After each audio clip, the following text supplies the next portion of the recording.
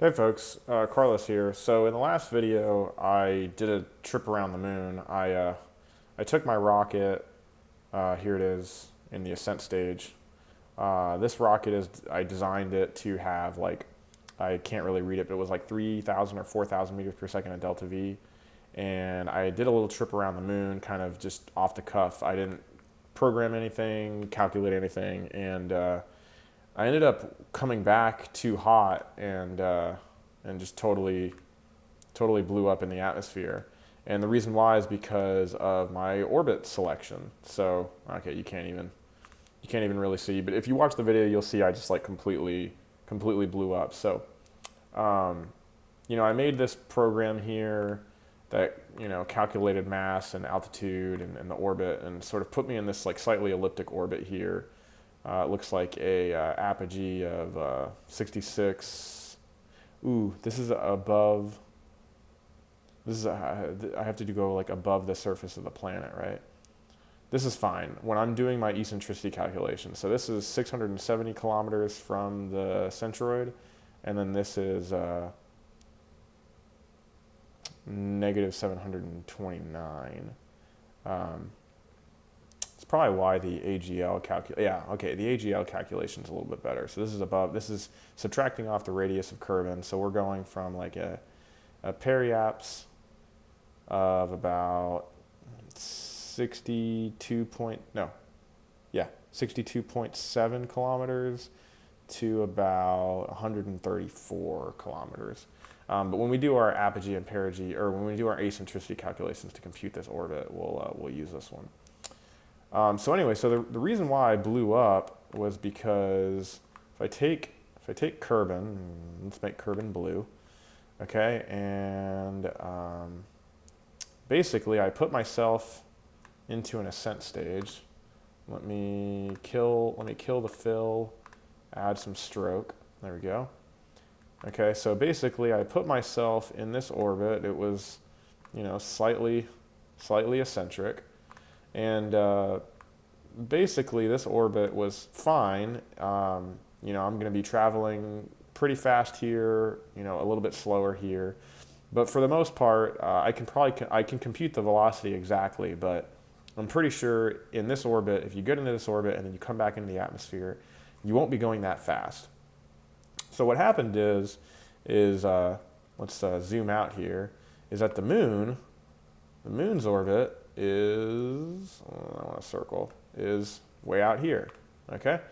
And you basically need to do, let me keep the aspect ratio constant.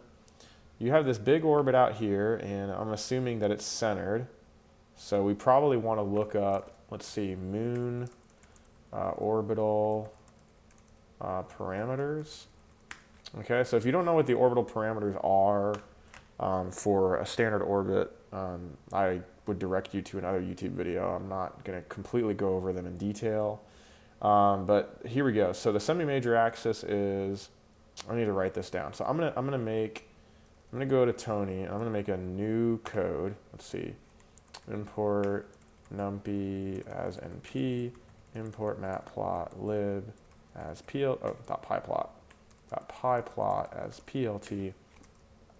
And I'm going to grab a couple things here. So I'm going to grab the atmosphere model. I don't know if I'm going to need it. I should probably make a class. Here is the planet, but this is Kerbin. So I'm going to call this function, I'm not going to call it planet. I'm going to call it Kerbin parameters. Okay, and then I'm going to make a new one called, let's see, moon parameters. So let's see. So the easy thing about the moon is that the semi-major axis is what, 12, what is that, 1,000? That's million meters. So semi-major axis is 12, 0, 0, 0, 0, 0, 0. This is in meters. And then the apoapse and the periapse are the same, obviously, because, well, you have a circular orbit, and eccentricity is 0. So E is 0. I keep tabbing wrong. That's even better. The inclination is 0. The argument of the periapse is 0. Longitude of the descending node is 0. All of these things are completely 0. And then the mean anomaly, this just tells you where the moon is in the orbit. I'm going to ignore this just for this this computation, I am going to store this. The orbit velocity is 543. So I'm going to say v orbit, v moon is 543. Now we are going to be able to compute that because we have the mass of Kerbin down here, but I don't care. I want to at least have that here.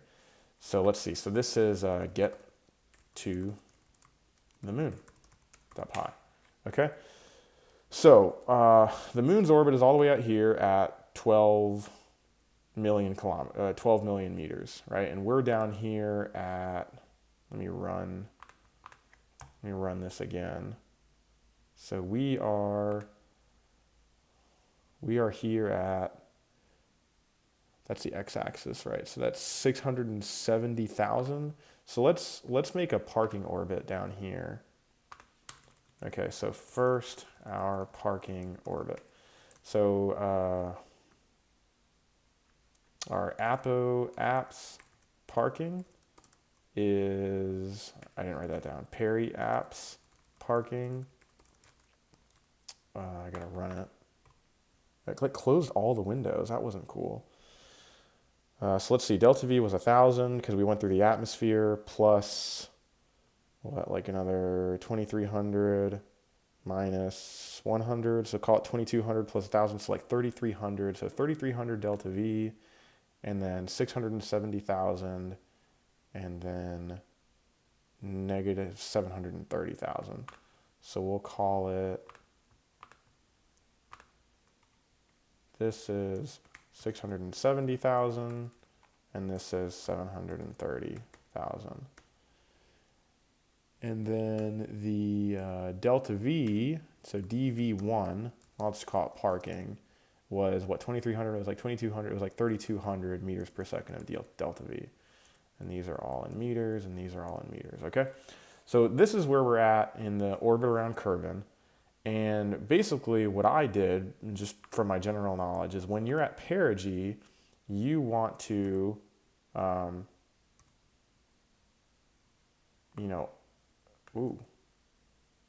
only want to select one.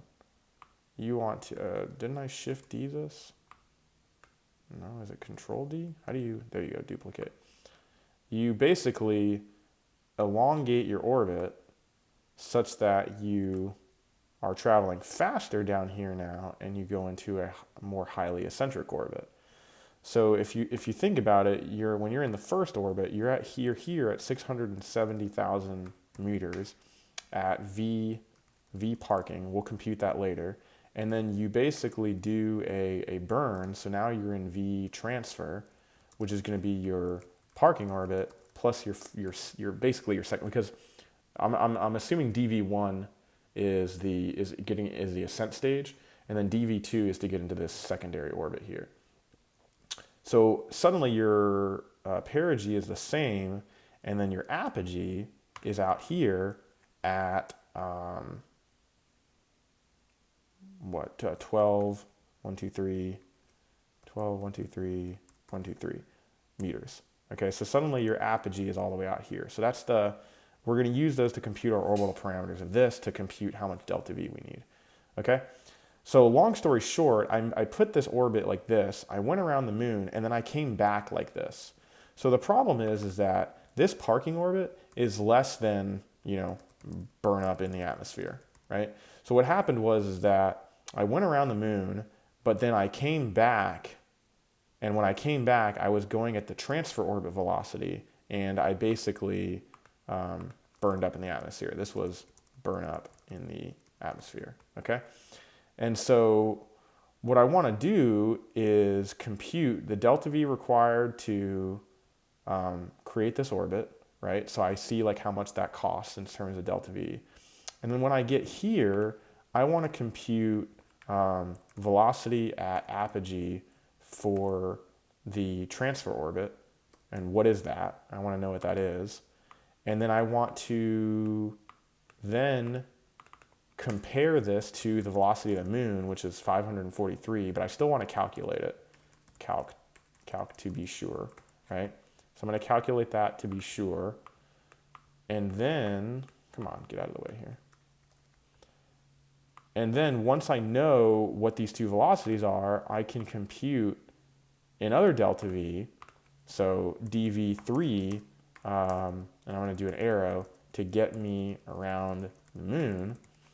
And then I need to do a dV4, and the dV4 is basically going to put me in a parabolic orbit around the moon to basically slingshot me away from the sphere of influence of the moon and put me back on this orbit here, this V transfer orbit. So this is going to escape me from the moon's influence, okay? And then once I'm on this dV4 orbit, so I'm in this transfer orbit again, what I want to do is figure out the best way to slow down retrograde and bring my apogee back down so that I can actually land on the surface of the planet without dying. And all of this to basically land without a heat shield. So let's see. So then I want to do a V parking, which is going to be V transfer minus dV4, which hopefully is going to be less than burn up in the atmosphere. Okay? And so that is what we're going to do. Okay, so this is the first time we compute these equations, it's probably going to be a little bit wonky. But then once we have the equations set up, we hopefully will be good to go. Okay, so first is our parking orbit. Then we want to compute our transfer orbit. And also, by the way, we want to compute, so this is going to just compute our apogee and perigee, but we need to know our velocity at apoapse, and we need to know our velocity at periapse. Okay? To do that, I'm going to use a textbook here. Let's see, documents, courses, let's see, textbooks. And there's a textbook called Fundamentals of Astrodynamics. It's a very great book. And oh, hey, look at that. Everything's already here. So basically, R, which is the radius, is equal to R cosine nu. This is the true anomaly. And P and Q are unit vectors in the orbital plane, plus R sine nu. And then R is P over 1 plus E cosine nu. And P is the parameter, which is basically the semi-major axis. But there's some other nicer, fancier equations that kind of give you,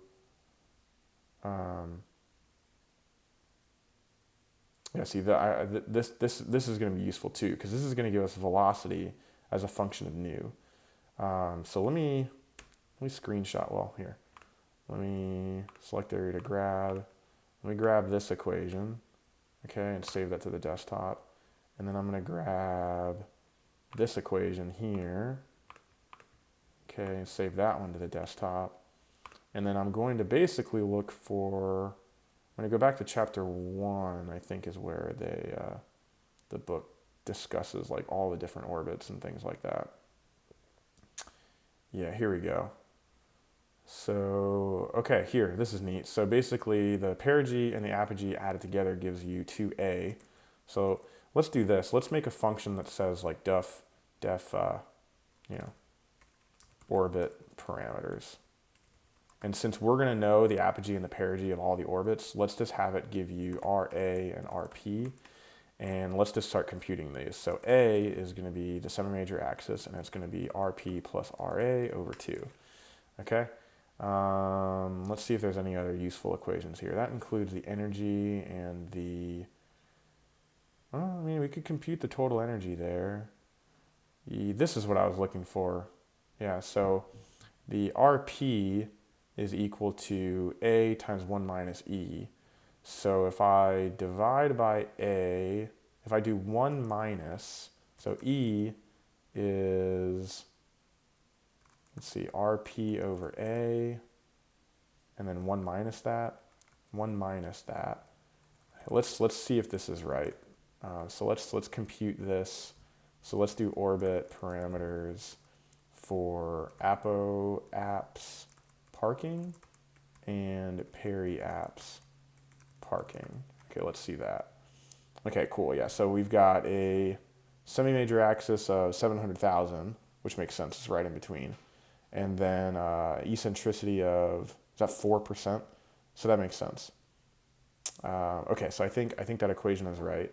So we have our eccentricity, but we still don't have this. Okay, so let's actually go ahead and compute the energy, because if we compute the energy, well, see, what I really want is I want angular momentum is conserved, right? So if I can get the angular momentum vector, maybe I can use this equation here. Yeah, so if I get the total energy, I can add mu rp, multiply by 2 rp squared, and then square root it to get h. This seems like a weird equation. I mean, maybe there's a better one. So there's the parameter.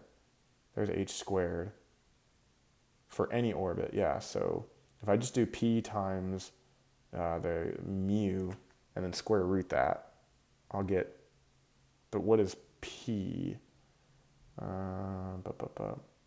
There's p. So p is a times 1 minus e squared. So let's just do that. So p, the parameter, is a times 1 minus e squared. So let's print p. Okay, so there's p, which is practically the same as the semi-major axis. And then h, which is the angular momentum, is mu. And mu is this, mu Kerbin. So I'm going to say mu Kerbin. So that means I need to run Kerbin parameters. So I'm going to say, basically going to copy this, put this here and say Kerbin parameters.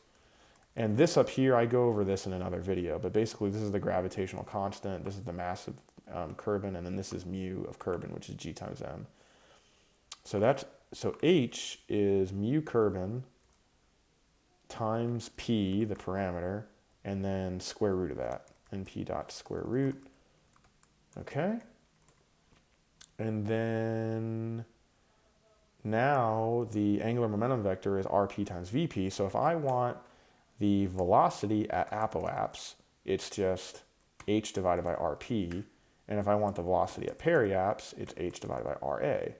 And so I can compute va and vp. I don't necessarily want to compute. So here are my velocities. And those seem about right. If I recall, yeah, I mean, how much DeltaV did I burn? Yeah, 3,200. So I burned like a little bit to get through the atmosphere. I burned like 1,000 to get through the atmosphere. And then I turned right and I circularized my orbit. So that seems about right. So let's go ahead and, what I really care about, I think, is just VA and VP. So let's just return those two parameters. So if I do VApps and VPeri, I can get rid of these prints here, and then I can print and say velocity, or parking orbit, and then basically put apoapse parking, and then put v apoapse, and then I can put periapse parking, and v peri, and let's see if that works. Okay, cool. Yeah. So here's apogee and the velocity. That doesn't seem right. If I'm farther away, I should be going slower. What did I do wrong? I sent it the apoapse and the periapse, and the apoapse is 730. And I said, I returned VA and VP, apo, velocity at perigee. Okay, let's see, velocity at apoapse. If I do VApps times apoapse parking, I spelled the apoapse wrong. Apoapse parking gives me that. That's the angular momentum. If I do B peri times periapse parking, yeah, I get a completely different number. So I'm missing something here. This is apoapse and then periapse. So I'm giving it apo, which is the highest point, and then peri, the lowest point. Oh, yeah. There we go. You guys probably found it right away. Okay, so there you go. So there's our velocities. Okay, so now we need to compute our transfer orbit. So if we go back to our diagram, I want my perigee to be 670 but then my apogee to be 12 million.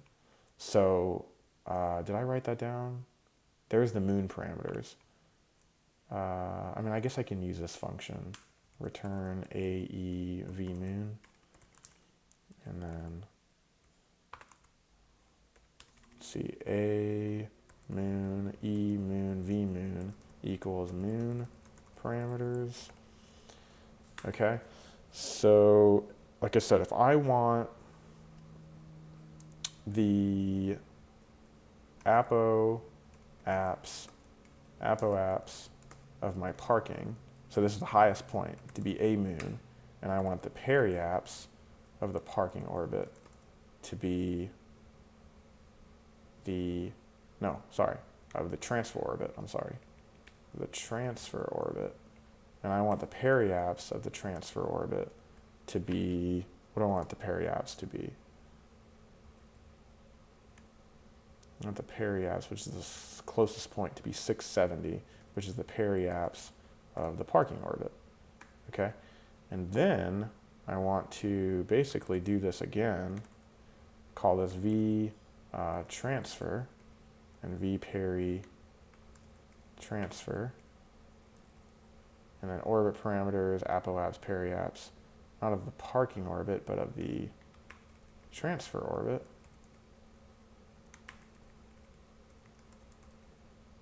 And then print the transfer orbit parameters, and then do apoapse transfer, and vapse transfer, and then periapse transfer, and then v peri transfer. Okay? So basically, there is my apogee and my perigee, right? And look at this. So at apogee, right, I am going 176 meters per second, and at perigee, I'm going 3,000. So this is what I'm saying. If I put myself in this like crazy orbit and slam into the atmosphere, I'm going so fast that I'll just burn up, right? So that's no good. Okay. So we need to compute our delta V to get into this orbit. So this is at perigee, so we basically need to compute the difference between these two parameters. So what is this called, dV2? So dV transfer 2 is velocity of the peri-transfer orbit minus velocity of the peri-orbit. And print transfer dV equals dV transfer 2, and it should be around 815. Perfect. Okay, that's exactly what that's how much delta V I needed when I was playing the game. So overall, let's compute our overall dV. Overall dV equals dV transfer 2 plus dV parking. Okay, so far we need 4,000 meters per second of delta V, and I think my rocket has like 4,500 maybe. I don't exactly remember how much I had, but I don't have very much, so I need to be careful. Like I said, I want to see if it's possible to land from the moon without a heat shield. So let's just see if it's even possible. Okay, so we're in our transfer orbit, and we're traveling this way, and we're going to be going 176 meters per second. Let's compute the moon's orbit. So if we send it these two parameters, it's a circular orbit, so it's going to be the same. So I'm just going to call it VAM and VPM for moon, but they're going to be the same. And send it a moon and then a moon, and then say print moon orbit equals, and say a moon VAM, and then a moon again, and then VPM. I should hopefully get 500. Okay, sweet, 542.5. Okay, so the point is that when I get to this point, I'm going to be traveling too slow.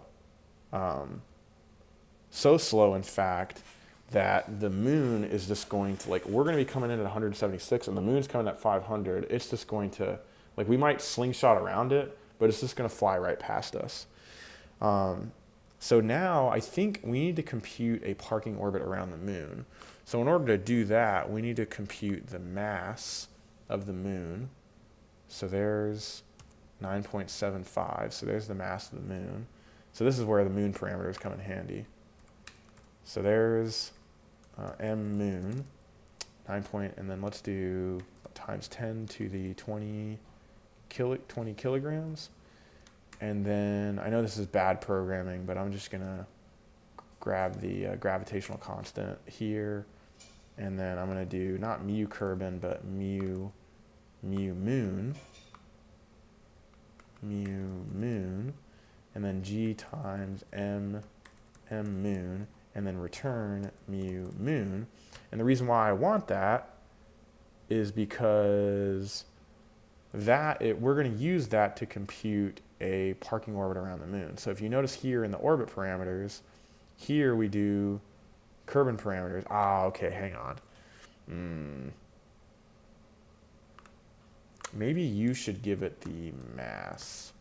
And you should, yeah, I'm going to put mass here. And I'm going to call this planet parameters. I don't want to do that.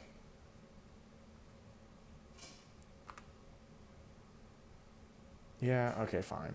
So you need to give it the mass. I'm going to do planet parameters. Well, actually, really, I just care about mu. So I'm just going to do mu planet, and then put mass here. And then rather than returning all of this, I'm just going to do mu, and then change this to mu. And then down here, so I guess I'm gonna put m Kerbin like in the code. Mass of Kerbin, put it here, and then mass of moon, and then grab this one. This is terrible programming here. Like I should have made like nice functions and stuff, but it is what it is. Anyway, so when we're doing this, we need to make sure that we send it the mass of Kerbin because we're orbiting around Kerbin. And then here, same thing, mass of Kerbin. And then same thing down here, m Kerbin. Okay? And so now we need to create a function called mu planet. So def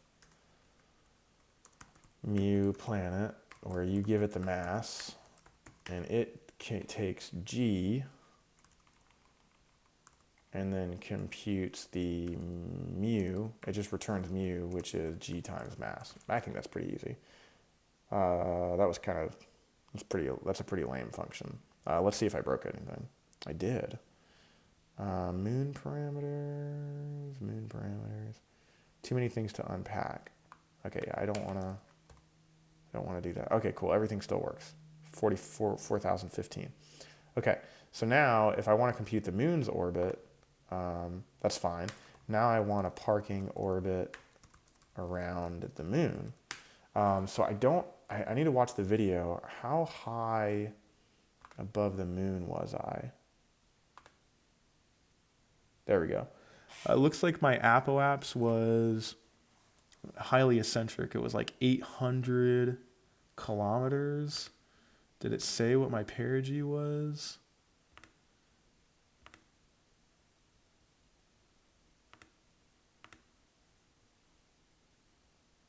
$143. Okay, so I want to say my moon apse, so that was the highest point, was like 800 kilometers, and then my moon periapse, and that's above the surface, isn't it?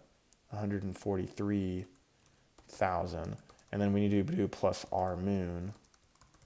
So we need to look up what r moon is. So the moon's radius is, where's the moon's radius? Come on. Should I just Google it? There it is. Equatorial radius, 200,000. So we need to do 200,000. I really hope this is right. I'm pretty sure they give you above the surface. Okay, so those are the two orbital parameters. So then we can print, no. Then we need to do velocity of apoapse around the moon. and velocity of the periapse around the moon is equal to orbit parameters. And I'm going to give it the moon apoapse, the moon periapse, and then now I need to give it the mass of the moon, so m moon. And then print moon parking is v, how do I do this? I give it the moon apoapse, the velocity apoapse moon, and then the moon periapse, v peri, no, moon peri, and then v peri moon. Okay, let's see if that worked. Okay, so apparently for the moon parking orbit, oh, that seems convenient. So at the perigee, it's like 531 meters per second. So it's like a little bit slower. Oh, but this is relative to, see, this is what's confusing, is that this is relative to the velocity of the moon. So first what we need to do is we need to match the velocity of the moon, right? Because we're going 176 meters per second, right? And then we basically need to first go 542 meters per second to catch up with it. And then at that point, we're not moving at all unless we're on the other side of the moon. Yeah,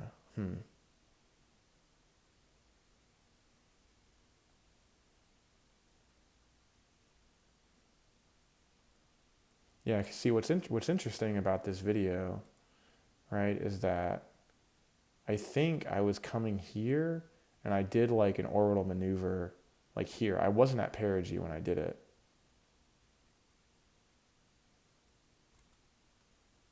Because see, according to this makes it seem like I need, like, what's 543 minus 176? So I need 367 meters per second at delta V to catch up. And then from there, I need, and actually, yeah, this is here's the thing. I need anywhere from 182 to 531. If I'm actually at perigee, I need to accelerate to 531. But if I'm not, I can accelerate anywhere between here. And I'm pretty sure I only did like a 400 meter per second burn. Let me watch this video here real quick. Yeah, see, I only did 240 meters per second to actually get into orbit. So let's see, like I was going,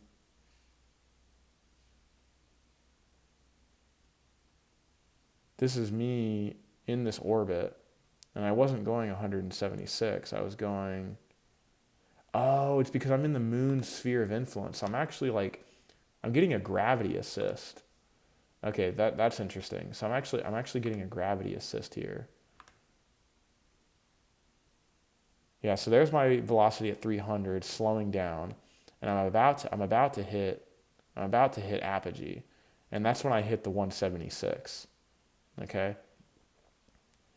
But then so I hit 176. So I did the math right. But then the moon. Let's see, let's watch this for a second. It looks like the moon's over here. The moon catches up, and it looks like I get into the moon's sphere of influence and actually pulls me forward. And I get into this hyperbolic orbit or parabolic orbit around the moon. Okay, it looks like I'm just explaining that here in the video.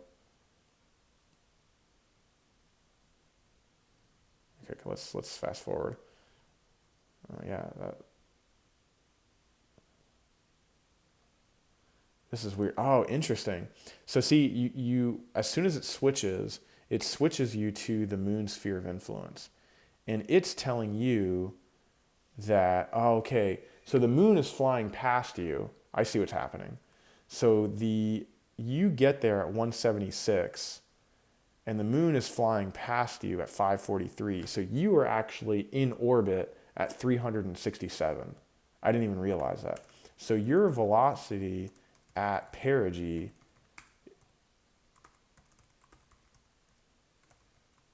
relative is actually the velocity of the moon minus the velocity of your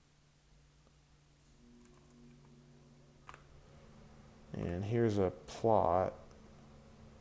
So there's pressure, temperature. What about density? Well, density equals whatever, pressure times whatever, right? So it looks like at 70 kilometers it's done.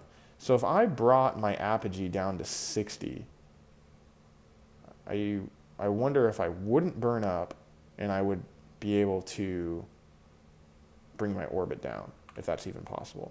So I either need to build a rocket that has around 5,000 meters per second at DeltaV, or I try this skipping thing. I think this video has been long enough. Hopefully you learned a little bit about orbits and things like that. But I'm going to jump on Kerbin and I'm going to try this. And I'm either going to, A, see if my rocket has enough DeltaV, which I don't think it does. And if it doesn't, I'm just going to see if maybe I can add some boosters to it or something, like maybe add another stage. Maybe I can get myself a little bit of margin, and then I guess I'll try to skip through the atmosphere, because the goal is to try and come back from the moon without using a heat shield. All right, I hope you enjoyed this video, and I guess I'll see you in the next one.